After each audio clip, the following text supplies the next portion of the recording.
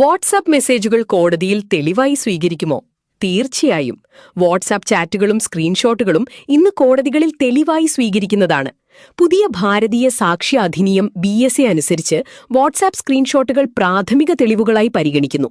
കേസിന്റെ വാദം നടക്കുന്ന സമയം തെളിവായി ഇവ നേരിട്ട് കോടതിയിൽ സമർപ്പിക്കാവുന്നതും മൊഴിയെടുക്കുന്ന സമയം കോടതി ഇത് തെളിവിലേക്കായി സ്വീകരിക്കുന്നതുമാണ്.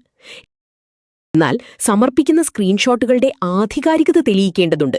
ഇതിനായി സന്ദേശം അയച്ച ഫോൺ, ബാക്കപ്പ് ഫയലുകൾ, മെറ്റാഡാറ്റ എന്നിവ കൃത്യമായിരിക്കണം.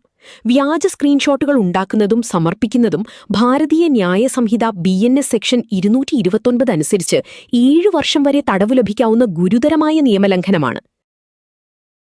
കോടതി രീതികളെയും നിയമങ്ങളെയും പറ്റി നിങ്ങൾക്കും സംശയങ്ങളുണ്ടോ? ഈ വീഡിയോയുടെ കമന്റ് ബോക്സിൽ അത് ചോദിക്കൂ. അതിനുള്ള ഉത്തരങ്ങളുമായി അടുത്ത വീഡിയോയിൽ കാണാം. ഇതുപോലെയുള്ള കൂടുതൽ നിയമപരമായ അറിവുകൾക്കായി മിതാക്ഷര എഡ്യൂസ്പേസ് ഫോളോ ചെയ്യൂ.